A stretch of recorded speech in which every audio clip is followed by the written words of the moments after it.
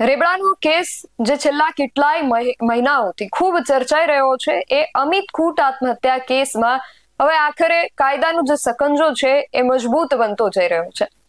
છેલ્લા 8 મહિના જેટલા સમયથી પોલીસની નજરોથી બચતા ફરતા અને કોર્ટ દ્વારા જેને ફરાર જાહેર કરવામાં આવ્યા હતા એ મુખ્ય આરોપી રહીમ મકરાણી એટલે કે મિસ્ટર એક્સ જે છે એની ધરપકડ થઈ ચૂકી છે અને ગઈકાલે એને કોર્ટની અંદર રજૂ કરવામાં આવ્યો હતો, જ્યાં કોર્ટે તેને 2 દિવસના રિમાન્ડ મંજૂર કર્યા છે. વધુ વિગતો જાણીએ આજના અહેવાલમાં. જય હિન્દ, BSI ટીવી ન્યૂઝ પર આપની સાથે હું છું નિધિ ગઢવી. જૂનાગઢના દોલતપરા વિસ્તારમાંથી LCBએ જેને પકડ્યો છે રહીમ મકરાણીને જેતપુર પોલીસ દ્વારા 29 જાન્યુઆરીએ કોર્ટમાં રજૂ કરવામાં આવ્યો હતો અને પોલીસે આ કેસના ઊંડા મૂળ સુધી પહોંચવા માટે આત્મહત્યાના પાછળ શું કારણો હોઈ શકે એ ચોક્કસ કારણો જાણવા માટે અને આ ગુનાની અંદર હજુ પણ કોઈની સંડોવણી છે કે કેમ આ બધી જ તપાસ કરવા માટે કોર્ટ પાસે રહીમ મકરાણીના 7 દિવસના રિમાન્ડ માંગ્યા હતા. પરંતુ કોર્ટમાં બંને પક્ષે જે પ્રકારે દલીલો થઈ એ દલીલો સાંભળ્યા બાદ કોર્ટે ગુનાની ગંભીરતાને ધ્યાને લઈને 2 દિવસના રિમાન્ડ જે છે એ મંજૂર કર્યા છે.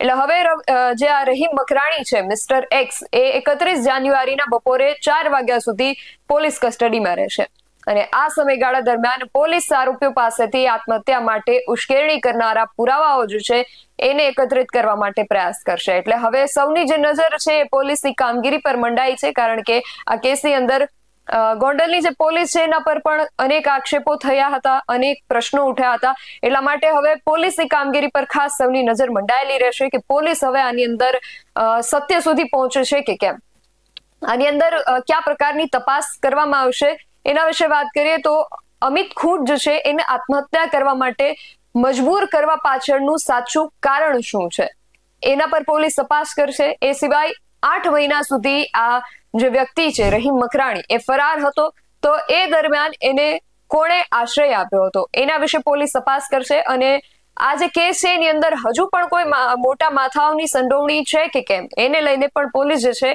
એ હવે તપાસ કરશે. ને રહીમ મકરાણીની જે કસ્ટડી છે પોલીસને મળી ગઈ છે, રિમાન્ડ મંજૂર થયા છે, એટલે હવે આ દરમિયાન પોલીસ આ તપાસ આ જે મુદ્દાઓ છે એના પર તપાસ જે છે એને આગળ વધારશે અને પોલીસ આ રિમાન્ડ દરમિયાન આરોપી જે છે એના નિવેદનો અને ટેકનિકલ પુરાવાઓ જે છે એના આધારે કેસની જે કડીઓ છે એને જોડી અને આત્મહત્યાનું જે કારણ છે એના મૂળ સુધી પહોંચશે એવી આપણે સૌ આશા રાખીએ.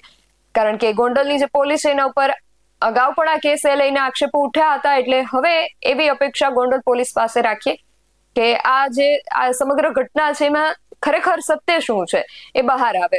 આ કેસની અંદર કોઈ મોટા માથાઓની સંડોવણી છે કે કેમ એને લઈને પણ પોલીસ તપાસ કરવાની છે. પરંતુ અત્યાર સુધી અગાઉ પણ અનિરુદ્ધસિંહ રીબડા અને એમના પુત્ર રાજદીપસિંહ રીબડાનું નામ આ કેસની અંદર ખુલી ચૂક્યું છે. એ બંને જેલની અંદર પણ જઈ ચૂક્યા છે. અનિરુદ્ધસિંહ હજુ પણ જેલની અંદર જ છે, જ્યારે રાજદીપસિંહ જે છે એને થોડા દિવસ અગાઉ જામીન જે છે મળી ચૂક્યા છે અને અત્યારે રાજદીપસિંહ રીબડા જે છે એ જેલની બહાર છે. પરંતુ હવે આ કેસની અંદર રહીમ મકરાણી જે છે એની ધરપકડ થઈ ગઈ છે, એટલા માટે હવે આની અંદર નવા ખુલાસાઓ થઈ શકે એવી શક્યતાઓ પણ દર્શાઈ રહી છે અને અનિરુદ્ધસિંહ અને રાજદીપસિંહ સિવાય પણ શું કોઈ મોટા માથાઓ આ કેસની અંદર સંડોવાયેલા છે કે કેમ તેને લઈને પણ કદાચ ખુલાસાઓ જે છે એ થઈ શકે છે. એટલા માટે સૌની નજર હવે પોલીસ જે તપાસ કરી રહી છે એના પર મંડાઈ છે. તમારું આ સમગ્ર વિષયને લઈને શું માનવું છે અમને કમેન્ટ કરીને ચોક્કસથી જણાવજો. આવા જ વધુ અહેવાલો સાથે મળતા રહીશું. તમે મારી YouTube ચેનલને સબસ્ક્રાઇબ કરવાનું અને અમને Facebook અને Instagram પર ફોલો કરવાનું ભૂલશો નહીં.